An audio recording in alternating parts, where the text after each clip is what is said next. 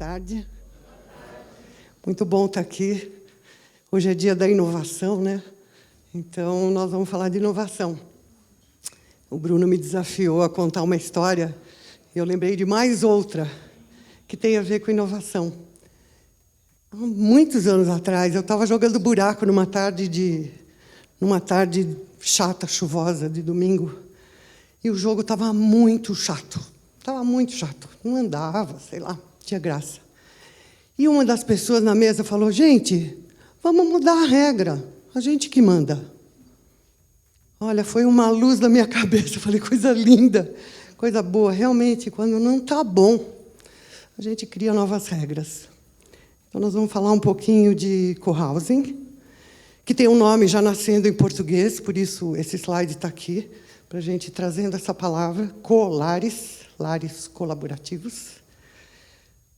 E eu vou contar um pouquinho também onde a minha trajetória começa, que chega nesse lugar. Há muitos anos atrás, eu morei um tempo num kibbutz em Israel. E essa experiência me marcou profundamente. Foi uma experiência linda, inesquecível, uma experiência de conhecer uma vida com muita qualidade. Nunca vi uma infância tão boa, nunca vi uma velhice tão boa, portanto, nunca vi uma vida tão boa para quem estava no meio. Aquilo me inspirou. Eu voltei para o Brasil, voltei para Israel, estudei arquitetura lá. Vivi durante 16 anos em Israel. E lá em Israel, o meu professor, na faculdade de arquitetura, do último ano, um professor inglês, ofereceu o tema gerontologia. Foi a primeira vez que eu ouvi sobre o assunto. Ele me interessou, esse foi meu projeto final. E quando eu voltei ao Brasil, em 86, me perguntavam em que eu era especializada. Falei: bom, vai ver que aqui precisa ser especialista em alguma coisa. Lá fui eu e apresentei o tema de arquitetura para a terceira idade num congresso, no 8º Congresso Nacional de Geriatria e Gerontologia. Ninguém nunca tinha falado sobre esse assunto no Brasil. Foi bem interessante. Em 88, isso faz tempo. O tempo passou, nesse meio tempo eu tenho 70 anos agora, e há um tempo atrás eu voltei para o assunto. Inclusive desafiada por uma colega gerontóloga que me chamou, telefonou, falou: Lilian, volta para o assunto. Eu falei: não, vou voltar mesmo, porque agora eu sou uma pessoa diretamente interessada.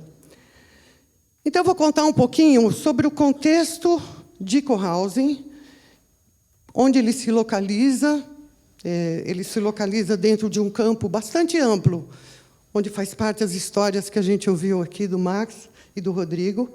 Um campo de comunidades intencionais. Ele é chamado de comunidades intencionais porque são pessoas, como nós, que entendem que pode ser muito legal recuperar essa dimensão nas nossas vidas. Recuperar porque é uma dimensão que existiu durante muito tempo. Na verdade, em grande parte da história humana, a gente viveu em comunidades, estruturas tribais das mais variadas. Na verdade, essa estrutura ela se desfez principalmente nas grandes cidades modernas na atualidade. Eu gosto muito do termo neotribal, mas na internet vocês vão achar bastante sobre comunidades intencionais. Para começar, eu quero diferenciar entre dois termos que, inclusive, aqui na chamada apareceu uma confusão. E a confusão existe de uma maneira muito ampla, apesar de que há uma diferença essencial e estrutural. Quando a gente fala de cohousing, a gente está falando disso. A gente está falando cada um na sua própria casa, com um espaço comum onde a gente pode viver a nossa vida comunitária. Depois eu vou falar o que acontece lá dentro. Co-living é outra coisa. Co-living é quando as pessoas moram numa única estrutura, numa casa, na mesma casa. Em geral, isso tem acontecido bastante, porque tem muitas casas vazias disponíveis e o pessoal querendo rachar os custos e poder morar com uma qualidade de vida melhor, né, Max? Com um jardim. A gente se conheceu numa dessas. Então, o co-living é uma proposta que pode ter por trás também uma intenção de comunidade, mas não necessariamente. Mas, basicamente, a estrutura do hardware, porque agora eu vou falar de software e hardware, é diferente. Uma mesma casa, e onde a gente tem, no melhor dos casos, uma suíte, um quarto e um banheiro. Mas a gente vai dividir cozinha, a gente vai dividir os espaços de convivência. Cohousing, por sua vez, eu tenho apresentado esse conceito desde 2013 no Brasil. Tenho viajado e semeado, explicado para mim mesma até. Eu descobri que tem alguns lugares onde eu estou tentando explicar e eu caía numa questão que precisava ser esclarecida ainda melhor. Eu acho que eu achei agora a fórmula perfeita que deixa tudo muito claro. Como eu sou arquiteta, e Cohousing foi criado no início da década de 70 por um arquiteto, chegou nos Estados Unidos pelas mãos de um arquiteto e da sua companheira, que escreveu os principais livros em inglês, que a gente chega neles, em 1988. Arquitetos gostam muito e se encantam com essa proposta. E, imediatamente, a gente pensa, então, no hardware, no projeto, na construção, nas paredes, nessa estrutura de moradia. No entanto, não é isso o grande diferencial. Não é esse. Assim, a joia preciosa, ela está em outro lugar. Quando as pessoas buscam cohousing, elas buscam porque elas estão atrás desse software. Esse software que significa uma qualidade de vida relacional, uma arquitetura socioafetiva. E esse é o grande desafio, o desafio de construir esse software, porque vizinhos a gente já tem. Então, tem muitas estruturas que a gente conhece e que, basicamente, formalmente, elas são muito similares a um cohousing. A gente conhece atualmente muitos prédios com os apartamentos pequenininhos, que tem lavanderia comunitária, que tem uma área de comer junto, enfim, com o nome que for.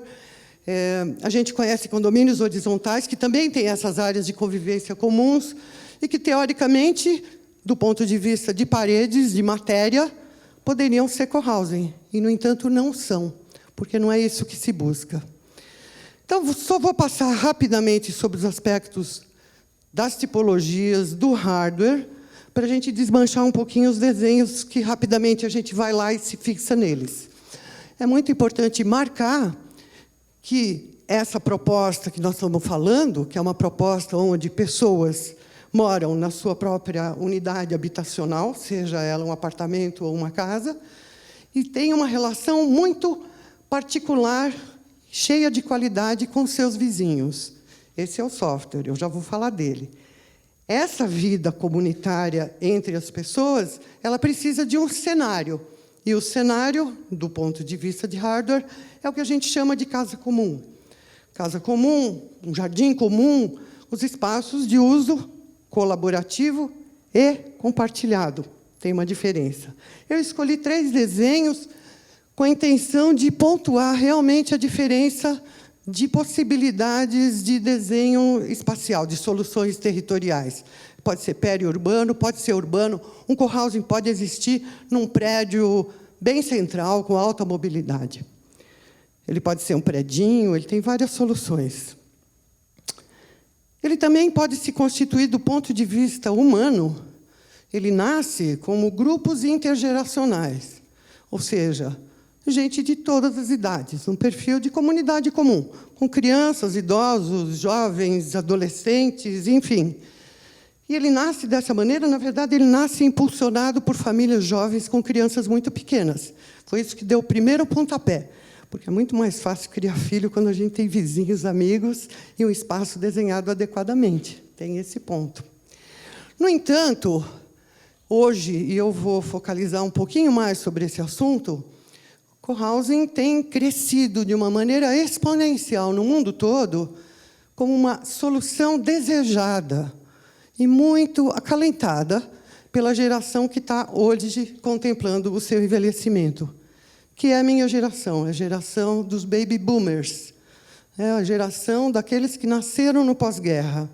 É a mesma geração que brigou contra o Vietnã, é a geração que viveu o movimento hippie, é a geração que transformou, que fez uma ruptura muito grande com a geração anterior do ponto de vista de moral, psicológico, cultural, comportamental, enfim, uma mudança muito intensa. Essa mesma geração entende que, para a sua velhice, ela quer também inovações. Ela quer um modo de vida que não seja aquele que a gente pode contemplar hoje e que a gente está contemplando para aqueles que têm a sorte de ainda ter seus pais vivos. Né? Muitas pessoas que estão junto comigo nesse movimento estão cuidando de uma mãe muito idosa, em geral, às vezes de um pai muito idoso também. E essas pessoas estão preocupadas em desenhar o seu futuro de uma outra maneira. Muito bem. Então, Senior Cohousing é o nome em geral que a gente tem. E vamos falar, então, do software. Tem 4 minutos, é um assunto extenso, denso, mas eu vou tentar dar conta, pelo menos, de abrir a curiosidade de vocês para se aprofundarem depois, um pouco adiante. Eu acho que a fórmula que mais atrai todos nós atualmente, e que nos atrai do ponto de vista de querer comunidade novamente, porque a gente já quis comunidade no passado e não deu certo, é que a gente está equacionando uma saída da solidão, mas sem perder a privacidade. Esse aspecto de não perder a privacidade é um aspecto que vai valorizar muito a singularidade de cada pessoa. Você ter o seu próprio lugar para morar tem a ver com essa percepção de que, para a gente poder estar junto e conseguir muito mais do que a gente conseguiria cada um por si só, tem a ver com a somatória dessa diversidade de talentos e saberes e trajetórias e interesses. Então, esse bem comum que a gente consegue se colar junto um no outro, para que ele aconteça, a gente passa por uma trajetória de tecido. Eu gosto de chamar isso, a gente passa um tempo, durante um ano, fazendo uma tecelagem, criando um tecido onde as relações de confiança elas são recuperadas, a possibilidade de ter cuidados mútuos aparece em função disso. Eu sempre gosto de contar a história que eu ouvi de um senhor num senior cohousing na Califórnia, que estava recebendo alta do hospital. Depois de uma operação, o médico perguntou: tem alguém em casa para cuidar de você? Ele falou: 40 pessoas é suficiente. E é bem disso que nós estamos falando. Então, nós estamos falando de uma perspectiva de uma vida muito longa, onde a gente quer continuar ativo, a gente percebe nos nossos pais ou nos nossos velhos muito velhos, porque hoje a gente está vendo isso, um custo muito alto, inclusive de manutenção desses cuidados. Nós estamos falando de uma vida que traz um desafio de muita atividade. Gente, esse não é o meu arquivo original, mas eu sei tudo de cor, porque está muito dentro de mim. Esse não é o arquivo que eu mandei. Mas, não, vou explicar para vocês uma coisa que é muito importante, que eu acho que, para esse público, principalmente, é muito importante. É como nasce um cohousing.